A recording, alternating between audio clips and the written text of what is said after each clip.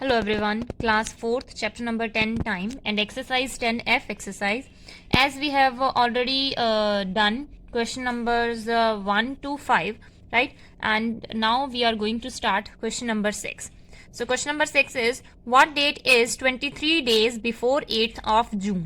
इसका मतलब ये है कि 8th of June से 23 days पहले कौन सी डेट आएगी, हमें वो फाइंड आउट करनी है. Okay, so let's do this on board. Okay everyone, ये थोड़ा सा ट्रिकी क्वेश्चन है, ठीक है, समझने में थोड़ी सी प्रॉब्लम हो सकती है आपको. क्वेश्चन ये है कि 8th ऑफ जून से 23 डेज पहले कौन सी डेट है, हमें वो फाइंड आउट करनी है. तो मैंने सबसे पहले लिखा है given number of days 23 days है हमारे पास, ठीक है, और जून में 8th ऑफ जून से पहले वाले दिन चाहिए हमें, ठीक है. ये याद रखना है, कई बार हम उसमें से पहले वाले दिन माइनस कर देते हैं, कई बार प्लस कर देते हैं. अभी यहाँ पे प्लस करने क्यों? क्योंकि 8th ऑफ जून से पहले वाले दिन काउंट करने हैं, मतलब कि पीछे वाले. तो जून के कितने दिन हो गए? 7 दिन हो गए. ये तो 7 दिन हो गए जून के. अब हमारे पास टोटल 23 डेज निकलने थे, देखने थे कि 8th ऑफ जून से 23 डेज पहले कौन सी डेट पड़ती है. तो पहले हमने ये वाले दिन माइनस कर दिए 7 डेज जो जून के हैं. So number of days left in May. अब मई में कितने दिन बच रहे हैं? 23 माइनस 7, 16 डेज बच रहे हैं. इसका मतलब ये है कि मई के 16 दिन हैं हमारे पास. Total number of days in May. अब मई में टोटल हमारे पास दिन होते हैं 31. तो कौन सी डेट आएगी? मैंने यहां पे लिखा है रिक्वायर्ड डेट. कौन सी डेट आएगी मई में जिसमें कि 31 डेज होते हैं 16 दिन पहले, क्योंकि पहले वाले 7 दिन तो हमने माइनस कर दिए जून की. अब मई में 31 डेज में से 16 ये डेज माइनस कर देंगे तो हमारे पास कौन सी डेट आ रही है? 15th मई, ठीक है.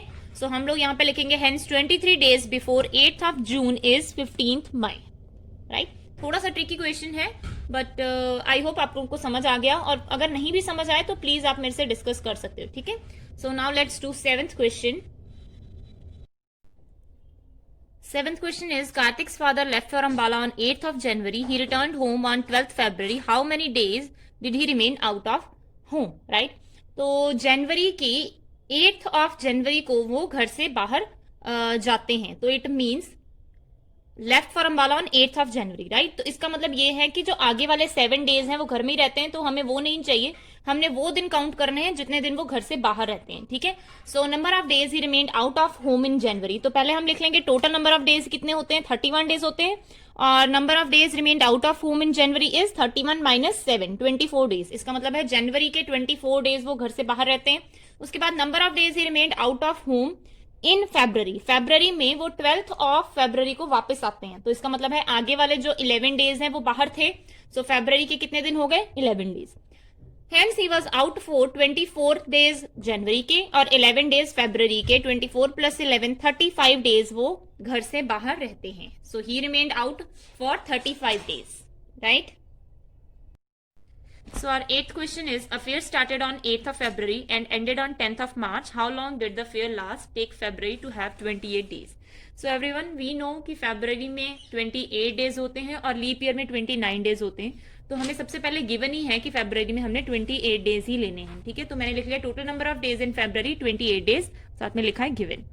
उसके बाद जो फेब्रवरी में फिर स्टार्ट होता है 8th ऑफ फेब्रवरी में, तो पहले के 7 दिन हमें नहीं चाहिए, तो हमने पहले के 7 दिन माइनस कर दिए. 28 माइनस 7, 21 डेज. तो इसका मतलब है number of days in February when fair was going on 21 days, ठीक है. उसके बाद मार्च में 10th ऑफ मार्च तक हमारे पास फेयर चल रहा है. तो नंबर ऑफ डेज इन मार्च कितने हो गए? 10 डेज हो गए मार्च के. Hence fair last in 21 days February के और 10 डेज मार्च के, दोनों को ऐड करके हमारे पास आया 31 डेज. तो इसका मतलब ये है कि फेयर 31 डेज तक चला, ठीक है. So now let's do 9th question. Here 9th question is, Kavita's school was closed from 15th December onward for 28 days. On what date did the school reopen? मतलब कि कविता का स्कूल जो है वो 15 दिसंबर के बाद से बंद हो गया. कितने दिन के लिए? 28 डेज के लिए. और हमें ये फाइंड आउट करना है कि स्कूल रीओपन दोबारा कब हुआ. तो हमने सबसे पहले लिख लिया total number of days in December. 31 days होते हैं दिसंबर में, उसमें से 15th ऑफ दिसंबर से छुट्टियां जो है वो शुरू हो गई. तो हमारे आगे के 14 डेज हमें नहीं चाहिए, वो काउंट नहीं करने हैं. तो 14 डेज हमने माइनस कर दिए. दिसंबर में कितने दिन है? 31 माइनस 14, 17 डेज. मतलब दिसंबर में 17 दिन छुट्टियां थी. उसके बाद जनवरी में अब हमारे पास टोटल छुट्टियां हैं 28 डेज की, तो उसमें से हमने ये 17 माइनस कर दिए, जो 28 डेज थे उसमें ये 17 माइनस हो गए, तो हमारे पास बचे 11 डेज। इसका मतलब ये है कि जनवरी में कितने दिन छुट्टियां रही, 11 डेज।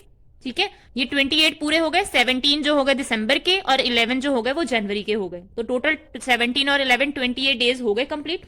उसके बाद अगर 11 दिन जनवरी के वो बंद रहा स्कूल, तो स्कूल रीओपन कब होगा दोबारा, 12th ऑफ जनवरी को, राइट।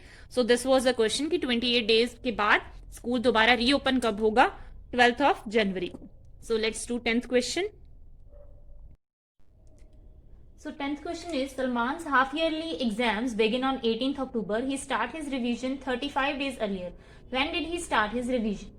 So उसके एग्जाम 18th अक्टूबर से स्टार्ट होते हैं, तो इसका मतलब है 18th अक्टूबर से पहले उसने जो रिवीजन स्टार्ट की, ठीक है, 35 डेज उसने रिवीजन की है। तो सबसे पहले हम लिखेंगे गिवन नंबर ऑफ डेज कितने हैं, 35 डेज। उसके बाद अक्टूबर में उसने 18th अक्टूबर से स्टार्ट किया, तो इट मीन्स उसके जो अक्टूबर के 17 दिन पहले जो 17 दिन है उसने वो प्रैक्टिस की है, रिवीजन की है, ठीक है। तो वो पहले के 17 डेज माइनस कर देंगे हम, numbers of October day, number of days in October is 17, so number of days left in September, तो टोटल 35 डेज थे, उसमें अक्टूबर के 17 डेज माइनस करके आ गए 18 डेज। उसके बाद total number of days in September, सितंबर में हमारे पास 30 डेज होते हैं, उसमें से हमने ये वाले 18 जब माइनस किए तो हमारे पास आए 12 डेज। तो इसका मतलब ये है कि 12th ऑफ सितंबर से उसने अपनी पढ़ाई जो है वो रिवीजन करनी है, वो स्टार्ट की, राइट।